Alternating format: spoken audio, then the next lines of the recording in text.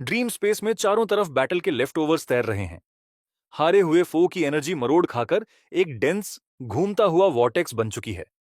लू शंग खड़ा है, आर्म्स खुले हुए। डार्क एनर्जी उसके चारों तरफ टूट रही है। उसे एक अजीब सा फील आता है, फ्रीडम। उसके चेहरे पर कॉन्फिडेंट स्माइल लौट आती है। वो मान लेता है, आखिरकार उसने उसे गिरा ही दिया। Level 13 zombie. नाम लिफुतियान। वो याद करता है कैसे ये मॉन्स्टर उसे बार बार रौंद चुका था, 10 से ज्यादा बार। टेरिफाइंग रिजेनरेशन की वजह से हर फाइट में वही जीतता था। लेकिन सब कुछ बदला जब वो लेवल 11 तक पहुंचा। तभी वो मोमेंट आया, डिसाइसिव। एक ब्रूटल नी स्ट्राइक, सीधा ज़ॉम्बी के फेस पर। उस पल उसे समझ आया, रिवॉर्ड्स ठीक हैं, लेकिन जीत का एहसास सबसे बड़ी चीज है। वो अपनी हथेली देखता है, रेजिजुअल एनर्जी अब भी बाकी है।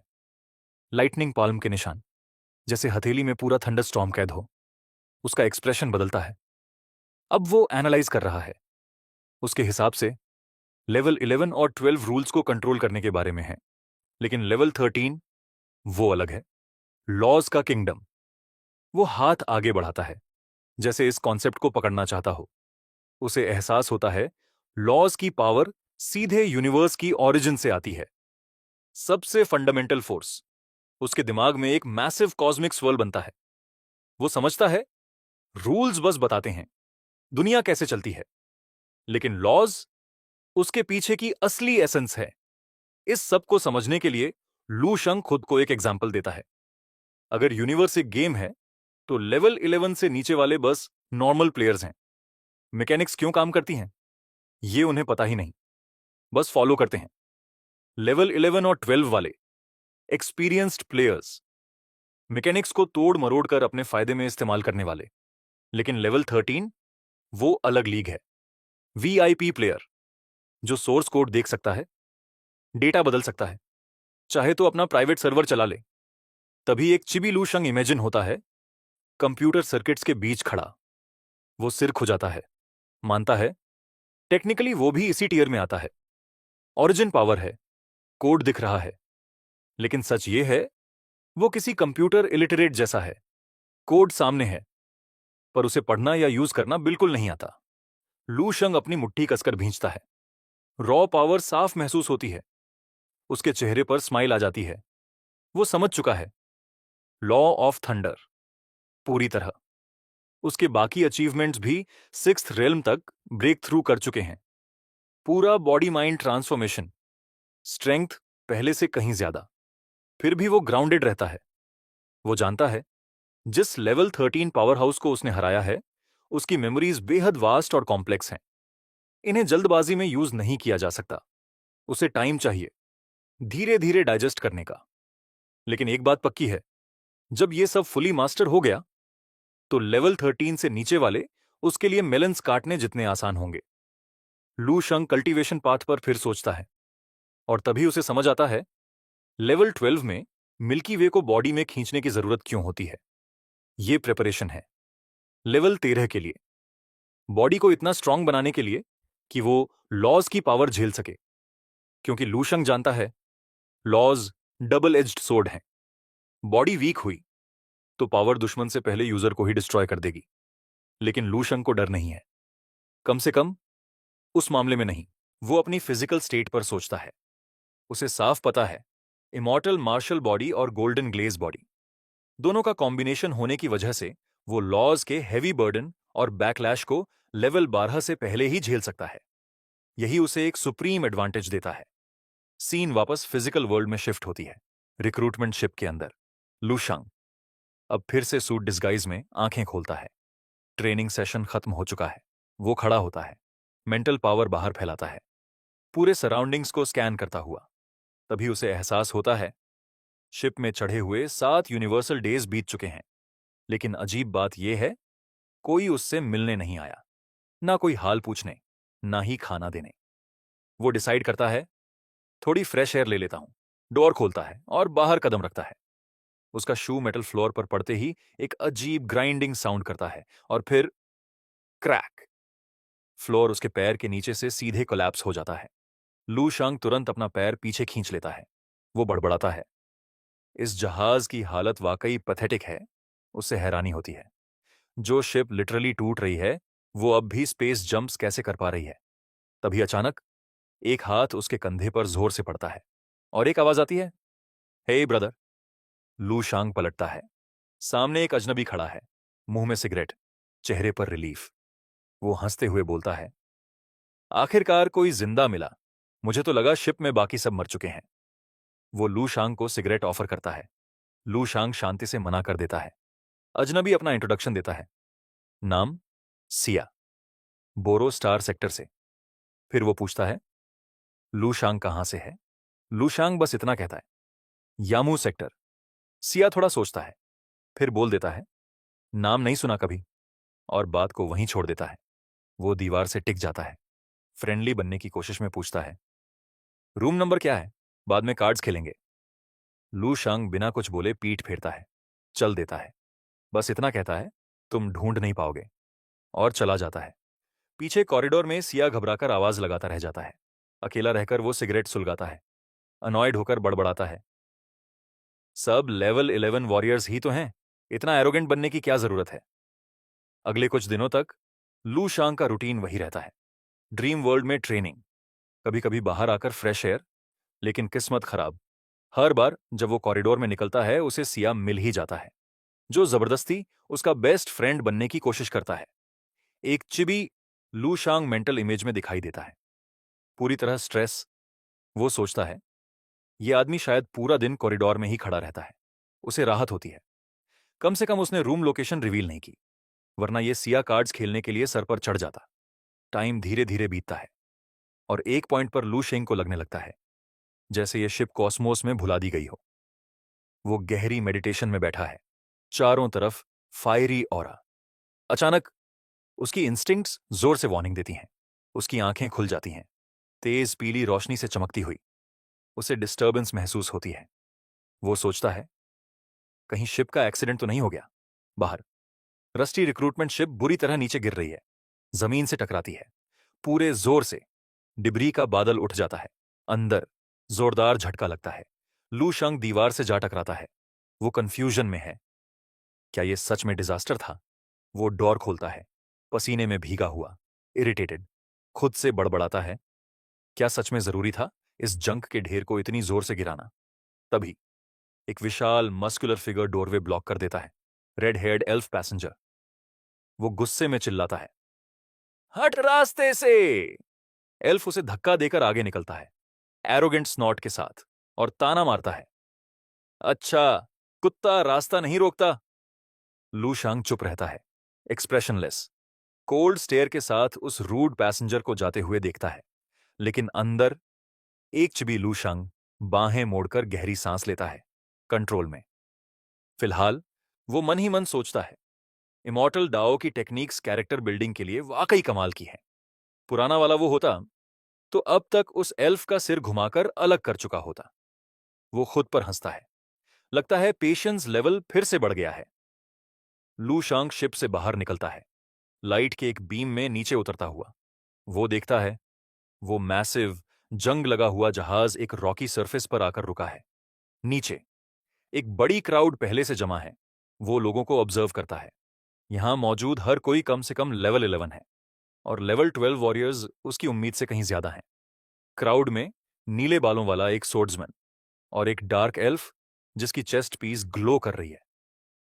लू शांग खुद के बारे में सोचता है, पहले उसे लगता था उसकी ऑरा बहुत ज्यादा स्ट्रांग है, अटेंशन खींच लेती है, इसीलिए उसने जानबूझकर अपनी ऑरा सप्रेस की थी।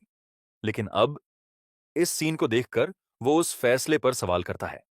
रेड हेयर्ड एल्फ पैसेंजर और बाकी वॉरियर्स खुलकर अपनी ऑरा फ्लेयर कर रहे हैं, हंस रहे हैं, पोज बना रहे हैं। लू शांग सोचता है, ये लोग तो उससे भी ज्यादा एरोगेंट हैं, अपनी पावर ऐसे दिखा रहे हैं जैसे पीकॉक्स डांस कंपटीशन में हो, डार्क यूनिवर्स में ब्राइट टॉर्चेस बनकर। तभी कुछ उसकी नजर पकड़ लेता है। उसकी आंखें संकरी हो जाती हैं।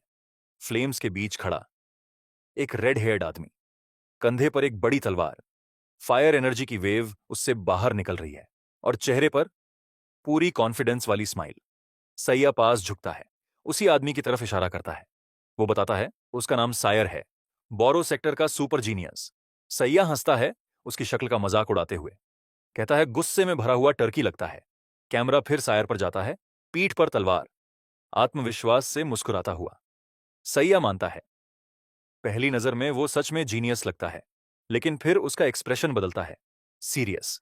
वो कहता है, जीनियस होने की वैल्यू क्या है? बैटलफील्ड में जीनियस की कोई कमी नहीं। सच्चे जीनियस वही हैं जो जिंदा बचते हैं। वो सायर के फ्यूचर की कल्पना करता है, फ्लैशी बिहेवियर की वजह से जायंट एलियन बीस्ट्स का टारगेट बनते हुए और जल्दी मरते हुए। ये सुनकर लूशांग पूछता है, सैया, तेरा और सायर का कुछ हिस्ट्री है क्या? सैया चौंक जाता है, उसकी सारी कॉन्फिडेंस गायब। वो पसीने से भीगा हुआ पास झुकता है, धीमी आवाज में सच बताता है, सायर ने मुझे पहले पीटा था। वो जोड़ता है, ये उसका सबसे बड़ा सीक्रेट है। शिप पर किसी को नहीं बताया, लेकिन लू शांग को बता रहा है, क्योंकि वो उसे फ्रेंड मानता है। लू शांग बाहें मोड़कर खड़ा है, एक्सप्रेशन बिल्कुल ब्लैंक। अंदर ही अंदर सोचता है, हम दोस्त कब बने? और ये आदमी कुछ ज्यादा ही फेमिलियर नहीं हो रहा।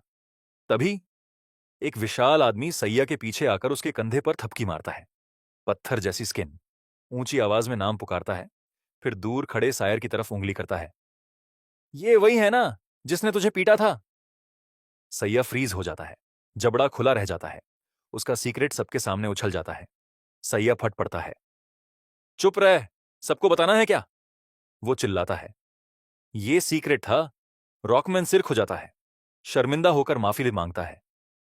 मुझे याद ही नहीं रहा कि ये सीक्रेट था। सैया टूट सा जाता है और लू शंग बस साइड आई से पूरा केओस देखता है। एक चिबी लू शंग कंधे उचका देता है, स्पीचलेस, थका हुआ इन नॉइजी लोगों से। ग्रुप पर एक ऑकवर्ड साइलेंस छा जाती है। सैया घबराया हुआ रॉक स्किन्ड आदमी को संभालने की कोशिश कर रहा है और लू शांग ब्लैंक एक्सप्रेशन के साथ सब देख रहा है। लू शांग सोचने लगता है, उसे समझ आ जाता है, सैया का यह कहना कि उसका बिगेस्ट सीक्रेट सिर्फ उसी को बताया गया है, पूरी तरह झूठ था। असल में सैया हर किसी को यही कहानी सुनाता है, फेक इंटीमेसी बनाने के लिए। वो रॉकमैन को देखता है, सिंपल माइंडेड, सीधा सादा, और सोचता है, इतनी केओस के बावजूद ये डल जायंट और ये चालाक ट्रिक्स्टर अजीब तरह से परफेक्ट दोस्त हैं। सैया अब भी चिल्ला रहा है, चेहरा फ्रस्ट्रेशन से टेढ़ा, बार बार कह रहा है, ये बात आगे मत फैलाना। लेकिन रॉकमैन डांट को इग्नोर कर देता है, सीधा लू शांग की तरफ उंगली करता है। ये भी तेरा दोस्त है क्या? सैया एक पल भी नहीं सोचता, बिना शर्म लू शांग के कंधे पर हाथ डाल देता है, जोर से हंसता है। हाँ, ये मेरा गुड ब्रदर है। लू शांग का मन करता है यहीं से गायब हो जाए, लेकिन तभी एक शार्प आवाज गूंजती है, चुप। सैया फ्रीज हो जाता है। हील्स की टिक टिक आवाज आती है। सबका ध्यान उधर चला जाता है। एक ग्लोइंग ब्लू पोर्टल खुलता है, उसमें से रेड हेयर्ड ऑफिसर और ग्लटनस कैप्टन बाहर आते हैं। दोनों एक ऊंचे मेटल प्लेटफॉर्म पर खड़े होते हैं। नीचे रॉकी ग्राउंड पर वॉरियर्स की crowd. Red heard officer serious tone में बोलती है, तुम सब ऑफिशियली डिफरेंट स्काई बैटलफील्ड में कदम रख चुके हो। रिएक्शन अलग अलग होते हैं। रॉकमैन डर से पसीने में, सैया पूरी तरह फोकस्ड, और लू शंग कंफ्यूज्ड। वो पीछे मुड़कर देखता है, बैरन, सूनी जमीन, और सोचता है, यही लेजेंडरी बैटलफील्ड? बाकी रिक्रूट्स भी धीमी आवाज में बड़बड़ाते हैं, ये जगह तो इमेजिनेशन से बिल्कुल अलग है। लू शांग अपनी सेंसेस एक्टिवेट करता है, परसेप्शन फैलती है पूरे एनवायरनमेंट में। उसकी आंखें ग्लो करती हैं। वो देखता है चारों तरफ पर्पल ग्रिड जैसा स्पेस। कोई प्लैनेट नहीं, कोई स्टार नहीं, सिर्फ वॉइड, डेसोलेशन, डेथ का एहसास। एक पल के लिए उसका दिल भारी हो जाता है, लेकिन तभी उसका एक्सप्रेशन बदलता है, सरप्राइज। सैया और रॉकमैन के पास खड़े खड़े वो एनर्जी एनालाइज करता है। उसे एहसास होता है, यहां की natural cosmic energy normal starry sky से काफी ज्यादा डेंस है। हेवन और अर्थ के बीच मोमेंटम बेहद एक्टिव है। वो कैलकुलेट करता है, यहां कल्टीवेट करना कम से कम 2 से 3 गुना तेज होगा। और वो अकेला नहीं है। पास के रिक्रूट्स खुशी से चिल्लाने लगते हैं। एक आदमी एनर्जी का ग्लोइंग बॉल बनाकर कहता है, ट्रेजर लैंड है ये, हम सही जगह आए हैं। तभी रेड हेयर्ड ऑफिसर उनकी खुशी काट देती है। ग्लटनस कैप्टन के पास खड़ी होकर हल्की स्mirk देती है। इतनी जल्दी खुश मत हो। उसका एक्सप्रेशन अंधेरा और खतरनाक हो जाता है। अब से तुम पर कभी भी हमला हो सकता है। लेवल 12 से लेवल 14 तक के एग्जॉटिक बीस्ट्स, वो ठंडे स्वर में जोड़ती है। लक या स्ट्रेंथ कम हुई तो यहीं मर जाओगे। लेकिन डर की जगह कई वॉरियर्स हंस पड़ते हैं, डेंजर का मजाक उड़ाते हुए। तभी रेड हेयर्ड जीनियस सायर अपनी तलवार उठाता है, चेहरे पर वाइल्ड ग्रिन। ऐसी जगह मेरे लिए ही बनी है। बाकी रिक्रूट्स अपनी मसल्स फ्लेक्स करते हैं, कॉन्फिडेंस से भरे हुए, हंसते हुए कहते हैं, बीस्ट्स आए तो सीधा मार देंगे। लेकिन क्राउड से बिल्कुल उलट सया, डरा हुआ, पसीने में भीगा, लड़खड़ाती आवाज में रेड हेयर्ड ऑफिसर से पूछता है, कोई बेस नहीं है क्या? कोई फैसिलिटी जहां हम रुक सकें? उसके पास खड़ा रॉक स्किन्ड आदमी भी घबराया हुआ है, नंगी जमीन की तरफ इशारा करता है। हम सच में खुले में ही रहने वाले हैं? लू शांग कुछ नहीं बोलता, बस सामने देखता है, गंभीर नजर से। उसे साफ समझ आ जाता है, इस बैटलफील्ड में कदम रखने का मतलब है फ्री एक्शन। कोई सेफ्टी नहीं, कोई बेस गारंटीड नहीं। रेड हेयर्ड ऑफिसर बोलती है, 100 ग्रेट स्टार सेक्टर्स के पास नेचुरली बेस होते हैं, डार्क साइड यूनिवर्स बीस्ट्स के खिलाफ डिफेंस के लिए। लेकिन उसका एक्सप्रेशन अब भी सीरियस है। प्रॉब्लम यह है, डिफरेंट स्काई बैटलफील्ड के कोऑर्डिनेट्स अनस्टेबल हैं। वो समझाती है, सर्फ स्पेसशिप जंप्स पर डिपेंड करके बेस की एग्जैक्ट लोकेशन लॉक करना नामुमकिन है। यानी वो लोग बेस से काफी दूर आकर उतरे हैं। कैप्टन के पास खड़ी होकर वो सीधा मान लेती है, इस बार लक हमारे साथ नहीं था। नियरेस्ट बेस बहुत दूर है। सैया सिगरेट सुलगाता है, कंफ्यूज्ड, पूछ बैठता है, अगर बेस इतना दूर है तो स्पेसशिप लेकर सीधे उड़ क्यों नहीं जाते? रॉकमैन भी सिर हिलाता है, same confusion. Red heard officer नीचे देखती है, आंखों में चैलेंज, ठंडे स्वर में कहती है, अगर उड़ना है तो उड़ो, कोई नहीं रोकेगा। सैया और रॉकमैन एक दूसरे की तरफ देखते हैं, सिर खुजाते हैं। उन्हें उसके वर्ड्स का हिडन डेंजर समझ नहीं आता। लेकिन लू शंग चुपचाप खड़ा है, उसका दिमाग पहले ही आंसर तक पहुंच चुका है। वो बोलता है, सीरियस टोन में, अगर एग्जॉटिक बीस्ट्स यहां कॉमन हैं, तो स्पेसशिप से उड़ना सुइसाइड है। वो समझाता है, शिप ज्यादा दूर नहीं जाएगी और शूट डाउन हो जाएगी। लेवल 12 स्पेसशिप भी हाई लेवल बीस्ट के सामने सीधे एक्सप्लोजन में बदल जाएगी। वो सैया की तरफ देखता है, और बड़ी स्पेसशिप अटेंशन अट्रैक्ट करती है। फिर एक और पॉइंट जोड़ता है, हाई लेवल बीस्ट्स टेक्नोलॉजी को अफेक्ट करते हैं, तो यह भी डाउटफुल है कि टेक बेस्ड शिप उनके पास ठीक से काम भी करे। अचानक तालियों की आवाज गूंजती है। लू शांग की एनालिसिस रुक जाती है। ग्लटनस कैप्टन मुस्कुराते हुए चश्मा एडजस्ट करता है। बिल्कुल सही, वो कहता है, एंट्री कोऑर्डिनेट्स अनस्टेबल होने की वजह से रिक्रूटमेंट शिप्स अक्सर स्क्रैप हो जाती हैं या डिस्ट्रॉय। वो हंसते हुए जोड़ता है, इसीलिए हम ऐसी पुरानी जर्जर शिप्स इस्तेमाल करते हैं। हाई क्वालिटी वेसल यहां वेस्ट करने का कोई मतलब नहीं। कैप्टन क्राउड की तरफ देखता है, तुम्हारा नेक्स्ट टास्क बहुत सिंपल है। एटमॉस्फियर अचानक बदल जाता है। वो सिर झुकाता है, चश्मे से ऑमिनस ग्लो निकलता है। सिनिस्टर स्मर्क के साथ वो सेंटेंस पूरा करता है, बस जिंदा रहो। शॉक की वेव पूरी क्राउड में फैल जाती है। वॉरियर्स को एहसास होता है, ये कोई सिंपल मार्च नहीं है। रेड हेयर्ड ऑफिसर एक और हार्श कंडीशन जोड़ती है, जब तक तुम डिफरेंट स्काई बेस तक जिंदा नहीं पहुंचते, तब तक तुम हमें ऑफिसर कहने के क्वालिफाइड भी नहीं हो। उसी पल कैप्टन जोर से उछलता है। डिपार्चर शुरू हो चुका है। ऑफिसर्स की अथॉरिटी देखकर एरोगेंट जीनियस सायर इरिटेटेड हो जाता है, चेहरे पर डिसडेन, नाक सिकोड़कर स्कॉफ करता है। लेकिन ऑफिसर्स किसी का इंतजार नहीं करते। वो आसमान में सीधे स्ट्रीक कर जाते हैं, कलर्ड लाइट के बीम्स बनाते हुए। मैसेज साफ है, अगर साथ रहना है तो अभी मूव करो। जमीन पर रॉक स्किन्ड आदमी सैया से इशारा करके कहता है, वो देख जिसने तुझे पीटा था। सायर का गाइड से कुछ फ्रिक्शन लग रहा है। सैया सीन को ध्यान से देखता है, उसके चेहरे पर क्यूरियोसिटी आ जाती है। फिर एक मलिशियस ग्रिन फैल जाती है। वो एक्सप्लेन करता है, सायर ने पहले ऑफिसर्स को ऑफेंड कर दिया था, ट्रिप के दौरान रूम चेंज की डिमांड कर दी थी। सैया मजे लेते हुए कहता है, अब देखना उस एरोगेंट जीनियस की किस्मत फूटने वाली है। लेकिन अगले ही पल उसका मूड पलट जाता है। वो रॉकमैन पर चिल्लाता है, बंद कर वो प्रीफिक्स। हर बार जिसने तुझे पीटा था कहना जरूरी है क्या? रॉकमैन झुक जाता है, इनोसेंट सा, सॉरी। तभी पूरी सिचुएशन ऑकवर्ड हो जाती है।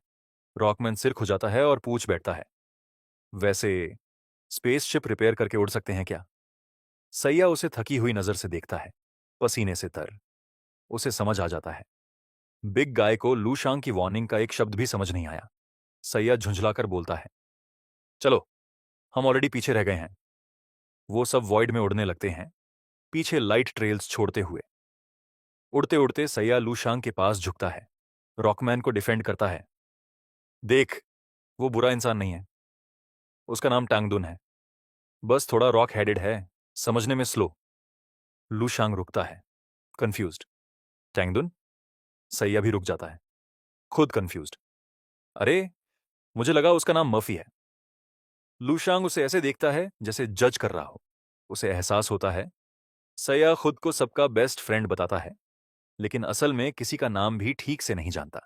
ग्रुप आगे बढ़ता है, वॉइड के अंदर। लेवल 12 पावर हाउसेज, जो ग्रुप का लगभग 80% है, गंभीर, शांत, गाइड्स को साइलेंटली फॉलो करते हुए। दूसरी तरफ लेवल 11 वॉरियर्स का छोटा ग्रुप, जिसमें लू शांग भी है। छोटे छोटे क्लिक्स बन चुके हैं, टेंशन कम करने के लिए आपस में बातें। खासकर सैया और ऑनेस्ट टैंग दुन दोनों खूब शोर मचा रहे हैं। फोरग्राउंड में लू शांग, स्पीचलेस एक्सप्रेशन। उनकी एनर्जी उसे जेन्युइनली थका रही है। वो अंदर ही अंदर साई करता है, सोशल डायनामिक एनालाइज करता है। उसके हिसाब से अक्सर कमजोर लोग ही सेफ्टी के लिए ग्रुप बनाते हैं। टैंगडुन उसके लिए एनॉमली है। लेवल 12 होने के बावजूद वो लेवल 11 ग्रुप में घूम रहा है। फिर लूशांग खुद पर हंसता है। टेक्निकली वो खुद भी लेवल 11 ही है। जैसे जैसे वो बैटलफील्ड के अंदर जाते हैं, एनवायरमेंट और केओटिक हो जाता है। लूशांग नोटिस करता है यहां फिजिक्स के लॉज टूटे हुए हैं। अजीब क्रीचर्स अचानक हवा से निकल आते हैं। ग्रेविटी कहीं गायब, कहीं क्रशिंग। नीचे से विशाल सर्पेंटाइन मॉन्स्टर्स और फैला हुआ टॉक्सिक मॉस। लूशांग फिर से गेम एनालॉजी पर लौटता है। अगर यूनिवर्स एक प्रोग्राम है, तो ये बैटलफील्ड एक ग्रे एरिया है, प्रोग्राम एरर्स से भरा हुआ, केओटिक कोड। ऐसी जगह अगर अचानक कोई पावरफुल बीस्ट अटैक करे तो ग्रुप के लिए बेहद खतरनाक होगा। लेकिन डर की जगह लूशांग के होंठों पर एक स्माइल आ जाती है। उसकी आंखें टेरिफाइंग ब्लू लाइट से चमकती हैं। एक्साइटमेंट पीक पर है। वो सोचता है, अब तक मौका नहीं मिला खुद के हाथों से एक लेवल 13 एग्जॉटिक बीस्ट को क्रश करने का। और सच कहें तो वो उस मौके का बेसब्री से इंतजार कर रहा है। लूशांग आगे उड़ते हुए चुपचाप मिस्टीरियस स्पिरिट रिकॉर्ड एक्टिवेट करता है। उसके शरीर के अंदर डंटियन में मौजूद व्हाइट गोल्डन कोर धीरे धीरे घूमने लगता है, आसपास की नेचुरल एनर्जी को ग्रीडली अब्सॉर्ब करता हुआ। लूशंग साफ महसूस करता है इमॉर्टल सेल्स एक के बाद एक जन्म ले रही हैं। ट्रैवल करते करते ही वो और मजबूत हो रहा है। वो चारों तरफ देखता है और समझ जाता है मेहनत करने वाला वो अकेला नहीं है। कई रिक्रूट्स चुपचाप कल्टीवेट कर रहे हैं, एक भी पल वेस्ट नहीं कर रहे। पास ही जीनियस सायर का बॉल्ड कंपेनियन बोलता है, डिफरेंट स्काई बैटलफील्ड इतना खास तो नहीं लग रहा। जितना डेंजरस गाइड्स ने बताया था उतना तो है ही नहीं। तभी लू शांग का ध्यान नीचे खींचता है। वो देखता है सैया और तांग दुन फॉर्मेशन से अलग हो चुके हैं, तेजी से नीचे वाटर बॉडी की तरफ डाइव करते हुए। नीली एनर्जी के स्प्लैश के साथ दोनों पानी में डूब जाते हैं। कुछ ही पलों बाद सैया ऊपर उछलता है, हाथ में एक अजीब ब्लू मल्टी आइड फिश। वो खुशी से चिल्लाता है, देखो, पकड़ लिया। पूरी तरह फील्ड ट्रिप वाले मूड में, जैसे बैटलफील्ड नहीं, पिकनिक हो। लूशांग उन्हें चुपचाप देखता है, सोच में डूबा हुआ। उसे एहसास होता है अब तक एक भी एग्जॉटिक बीस्ट नहीं दिखा। इसीलिए जो लोग पहले कॉशियस थे वो भी रिलैक्स करने लगे हैं। अजीब ग्रेविटी और फोर्स फील्ड्स के अलावा यह जगह एक मिस्टीरियस पैराडाइज जैसी लगती है। और इसी वजह से सैया जैसे लोग खेलने लगते हैं। तभी लूशांग का एक्सप्रेशन अचानक फ्रीज हो जाता है। उसकी सेंसेस कुछ पकड़ लेती हैं। Terrifying disturbance. नीचे शांत हरे पानी के अंदर एक मैसिव डार्क शैडो हिलने लगती है, सरफेस की तरफ बढ़ती हुई। लू शांग बिना सोचे सैया के कंधे पर जोर से हाथ रखता है। फर्म ग्रिप, सीरियस आवाज, बस करो, अभी बैटल के लिए तैयार हो जाओ। सैया कंफ्यूज्ड रह जाता है। उसी पल ग्लटनस कैप्टन ऊंची आवाज में चिल्लाता है, रुको! फॉर्मेशन वहीं थम जाती है। कैप्टन का चेहरा ग्रिम है। मैं हाई लेवल एग्जॉटिक बीस्ट की ऑरा महसूस कर रहा हूं। सब लोग तुरंत बैटल प्रिपेयर करो। सैया को अचानक याद आता है, लू शंग ने कुछ सेकंड पहले ही वॉर्न किया था। वो शॉक में लू शांग को देखता है। तुमने ऑफिसर्स से पहले कैसे पता लगा लिया? आसपास के रिक्रूट्स कंफ्यूज्ड हैं, इधर उधर देखते हुए। हमें तो कुछ महसूस नहीं हो रहा। बीस्ट है कहां? लू शांग सामने देखता रहता है, गंभीर। बस इतना कहता है, इंट्यूइशन। लेकिन अंदर ही अंदर वो सोचता है, एज्योर प्लैनेट छोड़ने के बाद उसने किसी एग्जॉटिक बीस्ट से फाइट नहीं की। लेवल 9 से ऊपर का बीस्ट उसने कभी देखा भी नहीं। उसे याद आता है, लेवल 10 बीस्ट साइज में बड़े हो जाते हैं, लेकिन लेवल 11 पर क्वालिटेटिव चेंज आता है। बीस्ट्स एक्चुअली श्रिंक हो जाते हैं। तभी पानी की सरफेस पर एक कंडेंस्ड डार्क शैडो बनती है और फिर दुश्मन प्रकट होता है। आर्मर पहने एक ह्यूमनॉइड वॉरियर, हाथ में क्रिस्टल स्पीयर। वो सवार है एक मैसिव रेड बीस्ट पर। उस माउंट की आंख घूमती हुई, टेरिफाइंग, पूरे ग्रुप पर गड़ती है। रेड हेयर्ड ऑफिसर तेजी से घूमती है, कॉम्बैट स्टांस में। और तभी केओस फूट पड़ता है। एरोगेंट जीनियस सायर सबसे पहले मूव करता है, बिना सोचे सीधे आगे डाइव करता है, एनिमी को हेड ऑन लेने के लिए। अगले ही पल एक विशाल शार्क लाइक बीस्ट पानी से टकराता है, आर्मर क्लैड राइडर के साथ। जमीन कांप उठती है। सैया की आंखें फटी की फटी रह जाती हैं। ये पागल है क्या?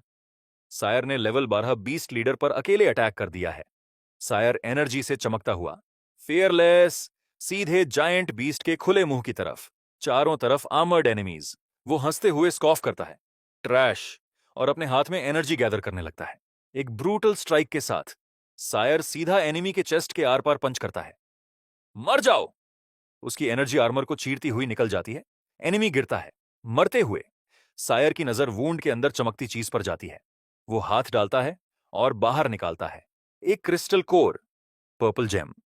स्पेस की लाइट में उसे ऊपर उठाकर देखता है। उसकी आंखें चमक जाती हैं। इसमें बेहद प्योर कॉस्मिक एनर्जी भरी है। बिना एक सेकंड सोचे सायर क्रिस्टल को सीधे मुंह में डाल देता है। गल्प, पूरा निगल जाता है। इफेक्ट तुरंत आता है। उसका शरीर पावर से एक्सप्लोड करने लगता है, एक इंटेंस प्लेजर की वेव। वो समझ जाता है, इस क्रिस्टल में रूल्स के फ्रैगमेंट्स हैं, दशकों की हार्ड कल्टीवेशन, सीधे स्किप। सायर हंस पड़ता है, एक्साइटेड, अपनी डिस्कवरी सेलिब्रेट करता हुआ। उसकी पावर में तेज उछाल देखकर बाकी रिक्रूट्स और पीछे खड़े ऑफिसर्स तक शॉक में आ जाते हैं। कोई चिल्लाता है, क्या सच में ऐसी चीज होती है? ग्रीड फैल जाती है, पावर की भूख। पूरी क्राउड आगे टूट पड़ती है।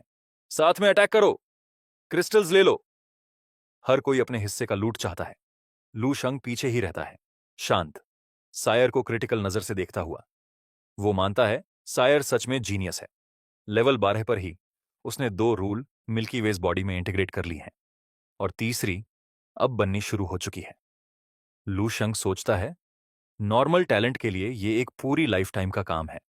वो अपनी हथेली देखता है और समझ जाता है, ये जगह रूल्स की पावर को सीधे अब्सॉर्ब करने देती है। एक मिरेकल मेडिसिन जो ट्रेनिंग का बेहिसाब टाइम बचा सकती है। इस रियलाइजेशन के बाद बाकी रिक्रूट्स बचे हुए बीस्ट राइडर्स पर निर्दयता से टूट पड़ते हैं। एक एक करके पर्पल क्रिस्टल कोर्स उनके चेस्ट से नोच लेते हैं, हाथ ऊपर उठाए, हंसते हुए, ग्रीडी नजरों से अपनी लूट देखते हुए।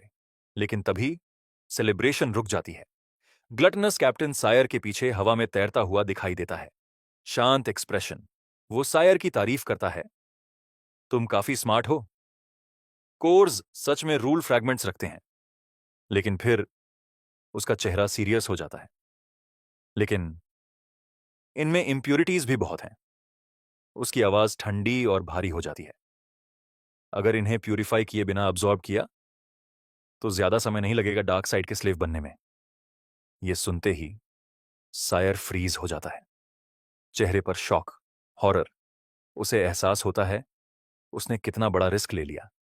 लेकिन अगले ही पल सायर की आंखों में कोल्ड कॉन्फिडेंस लौट आता है। वो कैप्टन को घूरता है। चिंता मत करो, मुझे पता है मैं क्या कर रहा हूं। वार्निंग डिलीवर हो चुकी है। ग्लटनस कैप्टन हल्की स्माइल देता है। अभी के लिए कोर्स रख लो, जर्नी कंटिन्यू करते हैं। रिक्रूट्स एक पल हेजिटेट करते हैं, पर्पल जेम्स को देखते हैं, फिर उन्हें संभाल कर छुपा लेते हैं। ग्रुप आगे बढ़ता है। सैया तांगदुन के पास झुकता है। आंखों में लालच चमक रहा है। धीमी आवाज में, देखा, सीधे पावर मिलती है। ये ट्रिप पूरी तरह वर्थ इट है। तांगदुन का चेहरा गंभीर है। वो याद दिलाता है, ऑफिसर ने साइड इफेक्ट्स बताए थे, डार्कनेस में गिरने का खतरा। सैया हाथ हिला देता है डिसमिसिवली। पॉसिबल है, गारंटीड नहीं। सायर बस रेकलेस है, प्रॉपर अब्जॉर्प्शन मेथड नहीं जानता। अगर कोर्स प्यूरिफाई कर लिए तो प्रॉब्लम ही नहीं होगी। लू शांग चुपचाप सुनता है, कुछ नहीं कहता, बस सारी सिचुएशन साइलेंट एनालाइज करता है। लू शांग सोचता है, अपनी यूनिक कॉन्स्टिट्यूशन की वजह से वो एग्जॉटिक बीस्ट के क्रिस्टल कोर्स परफेक्टली अब्जॉर्ब कर सकता है, बिल्कुल बिना साइड इफेक्ट्स। लेकिन वो सिर हिला देता है, जरूरत नहीं। वो हिसाब लगाता है, इन फ्रैगमेंट्स में मौजूद एनर्जी उसके ड्रीम स्पेस में कुछ हाई लेवल ज़ोंबीज मारने से मिलने वाली गेन्स के सामने लगभग नेग्लिजिबल है। रिस्क लेना वर्थ नहीं। आगे के समय में ग्रुप को एग्जॉटिक बीस्ट्स की कई वेव्स मिलती हैं और तभी पूरी क्राउड पर एक फ्रेंजी छा जाता है। लेवल 12 वॉरियर्स पागलों की तरह मॉन्स्टर्स पर टूट पड़ते हैं, ग्रीड से भरी आंखें। नरेशन बताती है, वो ऐसे लगते हैं जैसे 10 साल से औरत नहीं देखी हो। जो दिखे सब निगल जाना चाहते हो। पावर और एग्रेशन का गैप इतना ज्यादा है कि लूट डिस्ट्रीब्यूशन पूरी तरह स्क्यूड हो जाता है। सायर दिखाई देता है, बट एक मैसिव बीस्ट की कारकेस उठाए हुए, चेहरे पर स्मग स्माइल, पूरी सेटिस्फैक्शन। और दूसरी तरफ लेवल 11 वॉरियर्स खाली हाथ, गुस्से में। सैया फट पड़ता है, साले लेवल 12 वाले सब कुछ आपस में बांट गए, हमारे लिए कुछ भी नहीं छोड़ा। तांगदुन दोस्त की फ्रस्ट्रेशन देखता है। वो सिर खुजाता है, फिर अपने पास रखा पर्पल क्रिस्टल कोर आगे बढ़ाता है। ले, ये तू रख ले, तुझे कुछ नहीं मिला। लेकिन सैया का प्राइड अलाउ नहीं करता। वो मुंह फेर लेता है, दौड़ने लगता है। मुझे भीख नहीं चाहिए, मैं खुद के हाथों से बीस्ट मारूंगा। तभी एक हाथ उसकी बांह को जोर से पकड़ लेता है। सैया रुक जाता है। लूशंग शांत, बिल्कुल काल्म। इतनी जल्दी मत कर, वो कहता है, हम बैटलफील्ड में हैं, अपॉर्चुनिटीज खत्म नहीं होंगी, बीस्ट्स भी मिलेंगे, कोर्स भी। लू शांग आगे बोलता है, अभी लूट सबसे जरूरी नहीं है, अभी जरूरी है उनकी स्ट्रेंथ समझना, उनके अटैक पैटर्न्स। बेस पहुंचने के बाद इतना सेफ मौका नहीं मिलेगा। सैया सुनता है, फिर उसे अपनी गलती समझ आती है। वो जोर से सिर हिलाता है। सही कहा, थैंक्स भाई। वो जेन्युइनली थैंकफुल है। लेकिन लू शांग को देखते हुए उसके मन में एक सवाल उठता है, ये आदमी एवरेज लेवल 11 होना चाहिए, फिर भी इतना स्टेडी क्यों लगता है, इतना काम, इतना रिलायबल। लू शांग के होंठों पर एक मिस्टीरियस स्मर्क आती है। वो कुछ नहीं कहता। अगले ही पल तेजी से आगे बर्स्ट करता है, इनक्रेडिबल स्पीड के साथ, सबको पीछे छोड़ते हुए। सैया उसे जाते हुए देखता है, डीप थॉट में डूबा हुआ। वो सोचता है, लू शांग भले ही दिखने में ऑर्डिनरी लेवल 11 हो, लेकिन उसके अंदर एब्सोल्यूट कॉन्फिडेंस है, जैसे सब कुछ उसके कंट्रोल में हो। आखिर ये आदमी है कौन? अगर स्टोरी पसंद आया हो तो वीडियो को हाइप करना मत भूलना। ये यूट्यूब का नया फीचर है, बिल्कुल फ्री। बस एक बटन दबाना है। कमेंट में एक रेड हार्ट देना कभी मत भूलना। और हाँ, लाइक, कमेंट और सब्सक्राइब करना कभी मत भूलना। नेक्स्ट पार्ट के लिए सब्सक्राइब करो एक्सप्लेन मैनवैक्स को, क्योंकि स्टोरी अभी बाकी है।